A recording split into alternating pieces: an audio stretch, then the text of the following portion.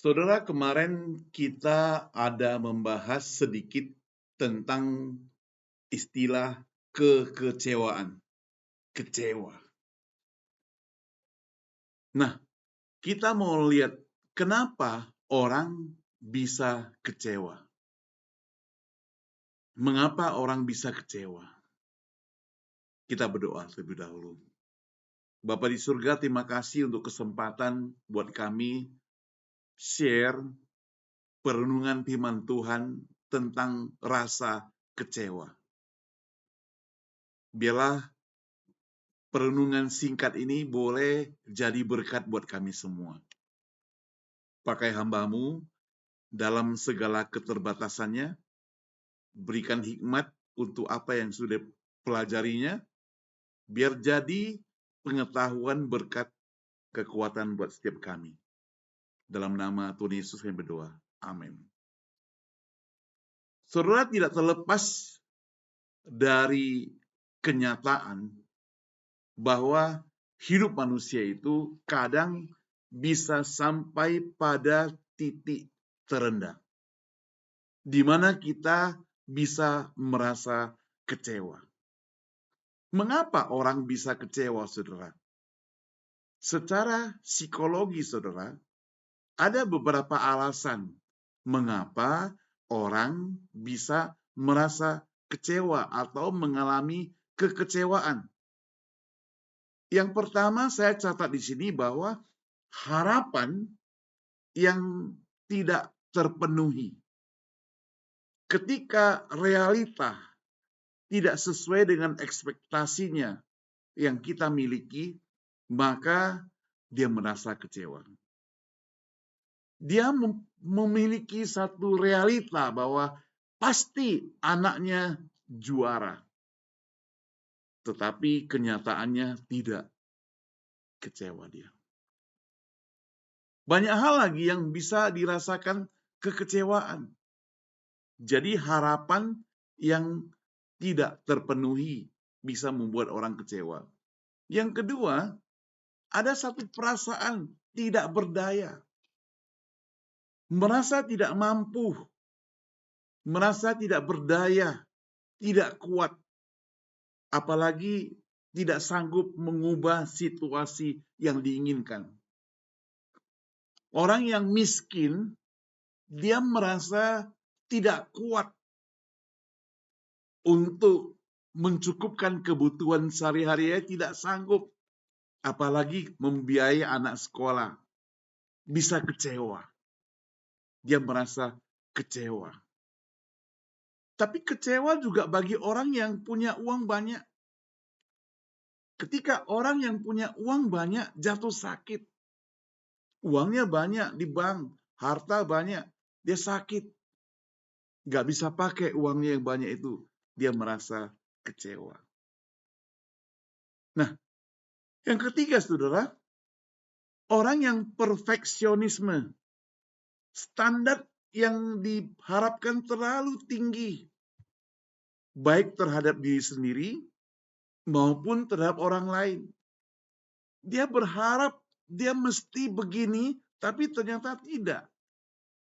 Dia berharap dia sanggup melakukan ini, tapi ternyata dia tidak terpilih. Tidak dianggap, kecewa dia. Jadi rasa kecewa karena terlalu perfeksionisme. Kemudian perbandingan sosial juga bisa membuat kita kecewa. Dia suka membandingkan. Banding dengan tetangga, dia sudah kerja setengah mati, suami sudah kerja setengah mati, dan sebagainya. Tapi tetangga begitu gampang ganti mobil baru.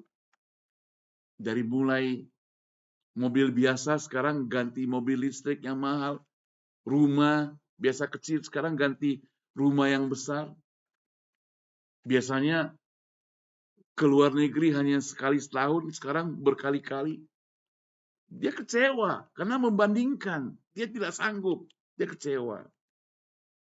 Lalu ada yang kecewa karena pola pemikirannya yang negatif. Cenderung untuk berfokus pada hal-hal negatif. dan mengabaikan yang positif. Ya, jadi pikirannya selalu pada hal-hal yang gagal, hal yang tidak berguna. Dia itu tidak bisa dan sebagainya. Jadi merasa kecewa. Nah, saudara yang dikasih Tuhan, di dalam ilmu psikologi ada beberapa ahlinya yang membahas tentang masalah kecewa. Salah satunya saya ambil 1-2 aja, Joseph, kita bacanya gimana ya? Tulisnya Grubbs, Grubb ya. Joshua Grubb atau Joshua Grubb lah. Dia seorang profesor psikologi klinis di Bowling Green State University. Menurut dia, kekecewaan itu terjadi ketika kehidupan, ketika kesehatan, ketika masa tua, dan dunia sosial tidak sesuai dengan apa yang dia harapkan. Waktu dia bertambah tua, berlanjut usia, ketika kehidupannya, keuangannya, masa tuanya, dia menjadi lemah dan sebagainya. Jadi dia merasa kecewa. Dan ia menyatakan pada tingkat ekstrim, perasaan merasa berhak atas sesuatu dapat diubah menjadi sifat yang narsistis, yang mengganggu berulang kali, membuat orang itu frustrasi. Ya, maksudnya jadi frustrasi. Dia kemudian tidak bahagia, kecewa dalam kehidupannya. Jadi dia kecewa. Lalu seorang lagi yang PhD, seorang Julie Exlin, seorang PhD yang menjadi rekan penulis Joshua Grubb ini, Exlin berpendapat bahwa kekecewaan yang berkelanjutan dapat berdampak pada hubungan interpersonal dan menyebabkan orang itu depresi hidupnya. Ia juga menyarankan untuk mengubah pola pikir dengan kalimat pendukung. Ya, saya ini istimewa. Saya ini berharga di mata Tuhan. Namun orang lain pun demikian, juga berharga. Nah, saudara, sehingga dia katakan ada orang tersebut rasa syukur. Bukan menuntut banyak, tapi bersyukur. Satu lagi yang terakhir, ada banyak sih. Namanya Gian Victorio Carprara.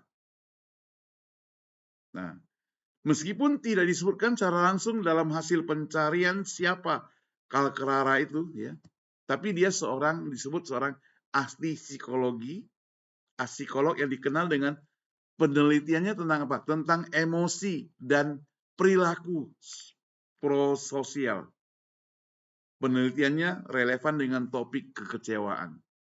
Dan bagaimana hal itu, rasa kecewa, mempengaruhi perilaku sosial. Orang yang kecewa akan kelihatan dalam hidupnya. Tidak ada sukacita. Tidak ada rasa gembira. Tidak ada rasa bahagia. Selalu negatif yang dikeluarkan. Mencemooh. Selalu keluar kata-kata yang tidak menyenangkan. Nah, saudara, pendapat para ahli ini umumnya menekankan bahwa kekecewaan itu sering terkait dengan harapan yang tidak terpenuhi, yang mempengaruhi tentunya hidup sosialnya. Itu rasa kecewa. Nah, dalam Alkitab kira-kira bagaimana kita mengatasi rasa kecewa itu? Tadi saya katakan, setiap orang pasti pernah merasa kecewa. Kita kecewa, ujian nilai kita tidak tinggi. Dosennya killer, kita kecewa. Mestinya lulus. Kita kecewa karena kita sudah kerja, gajinya tidak naik-naik. kita merasa kecewa. Kita kecewa, tidak dihargai, kecewa. Nah, bagaimana Alkitab mengajarkan kalau ada rasa kekecewaan dalam hidup kita sebagai orang percaya? Kita harus menang dalam kekecewaan itu. Tidak terbuai dalam kekecewaan. Maka pertama, yang paling penting, dan ini sudah merupakan patron dari kehidupan orang percaya adalah berharap kepada Tuhan saja. Berharap pada Tuhan saja. Orang yang berharap pada manusia, dia akan merasa kecewa. Karena manusia bisa membatalkan, manusia bisa membohongi, manusia bisa hanya membuat kita senang sebentar. Jadi jangan berharap pada manusia. Siapapun manusia itu, termasuk jangan berharap pada orang tua kita. Karena mereka juga bisa mengecewakan kita. Mereka manusia, mereka itu sementara. Kita mencatat dalam Mazmur 146 ayat 5. Saya kutip. Berbahagialah orang yang mempunyai Allah Yakub sebagai penolong, yang harapannya pada Tuhan Allahnya. Yang harapannya pada Tuhan Allahnya. Tidak kepada siapa-siapa.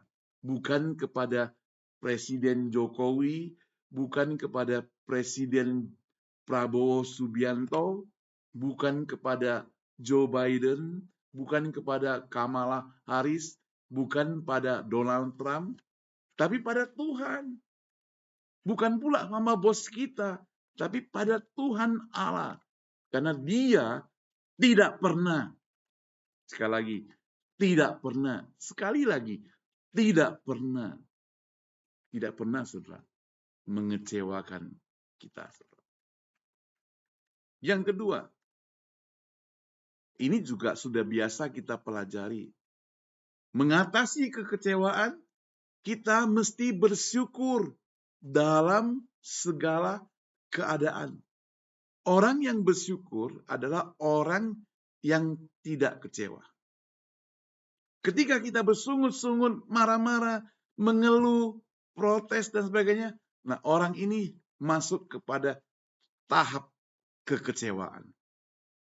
Maka dalam 1 Tesalonika 5:18 ayat yang populer, mengucap syukurlah dalam segala hal.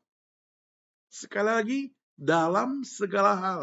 Bukan untuk segala hal ya. Jadi mengucap syukur dalam keadaan sakit, dalam keadaan miskin, dalam keadaan susah, dalam keadaan bangkrut, bersyukur. Bukan untuk bangkrut, untuk sakit, untuk itu. Bukan.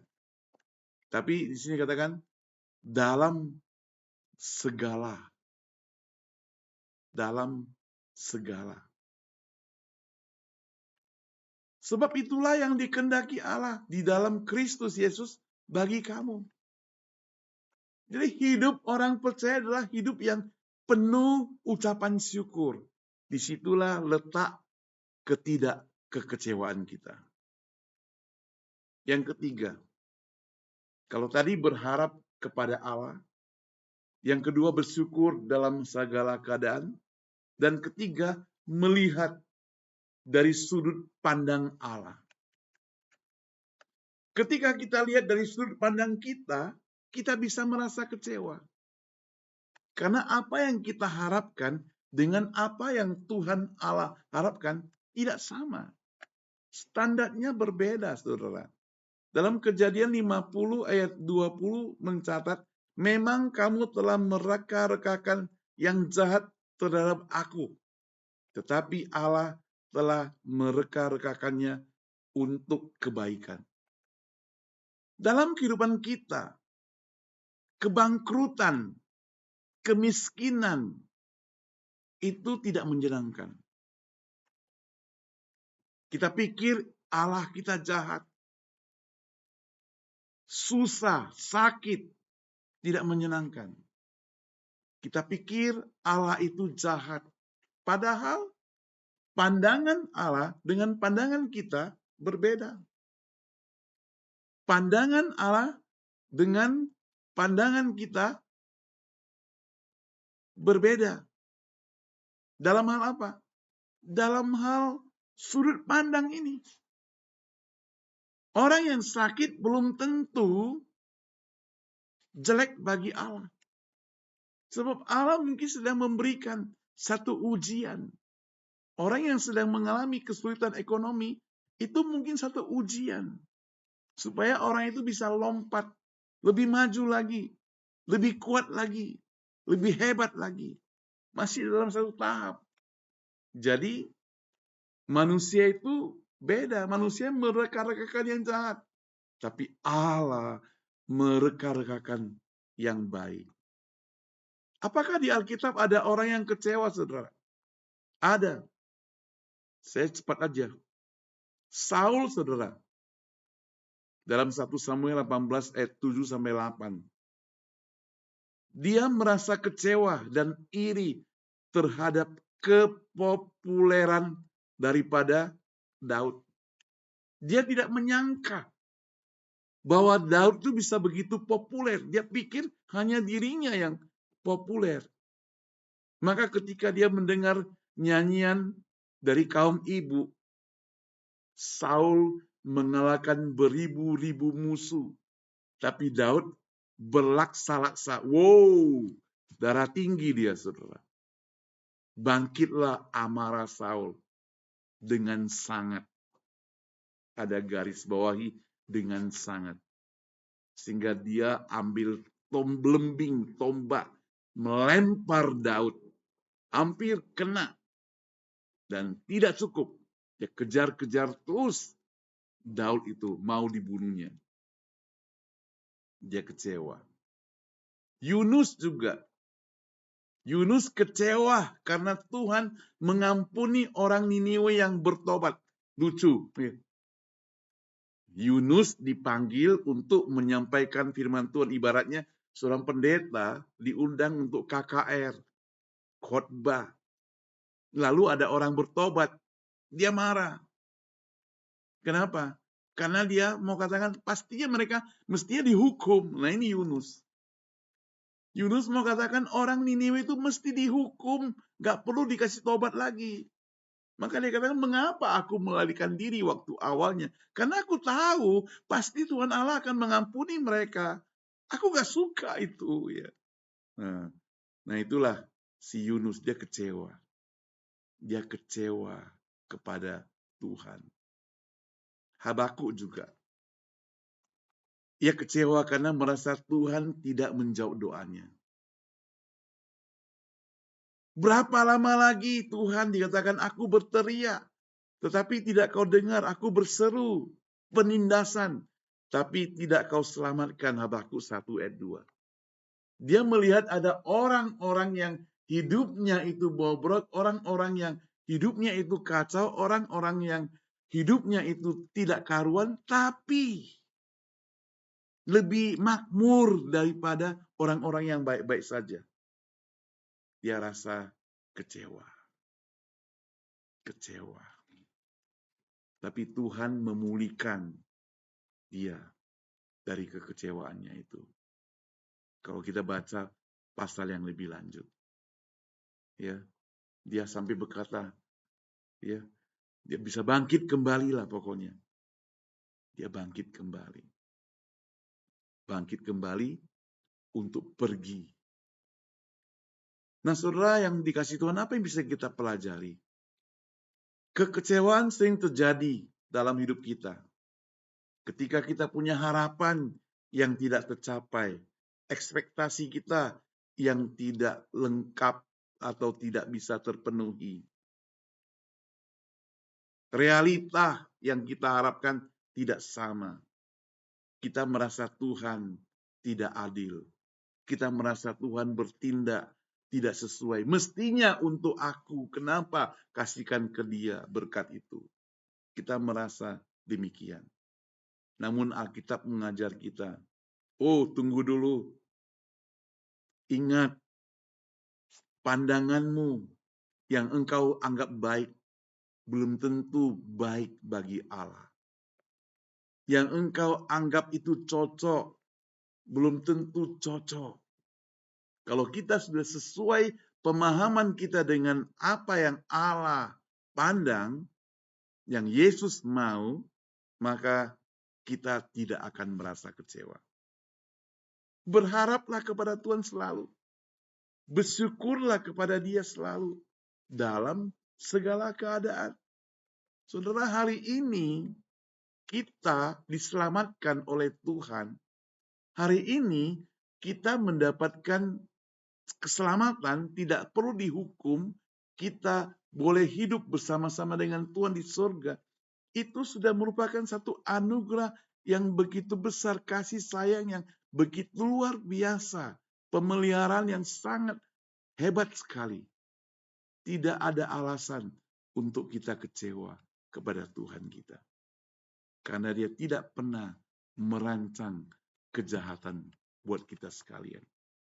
Bangkitlah dari rasa kekecewaan itu. Buang rasa kekecewaan itu.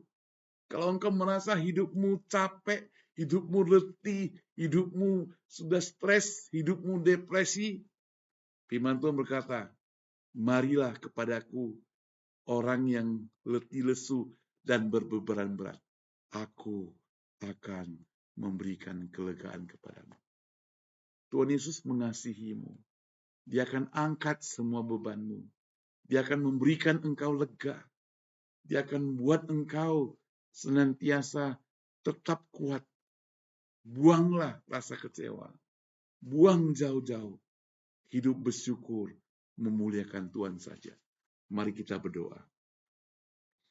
Bapa di surga, kami tidak terlepas dari rasa kekecewaan.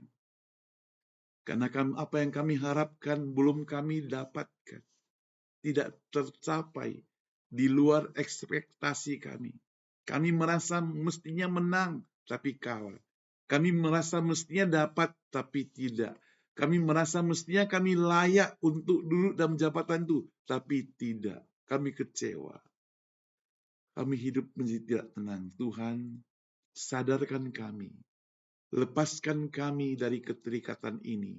Supaya kami benar-benar memuji-Mu. Mengetahui bahwa seluruh hidup kami di dalam rancangan Engkau. Dan rancangan-Mu selalu baik. Tidak ada yang jahat. Terima kasih Tuhan. Terpujilah nama-Mu. Di dalam nama Tuhan Yesus kami berdoa. Amin. Terima kasih. Tuhan Yesus memberkati kita sekalian.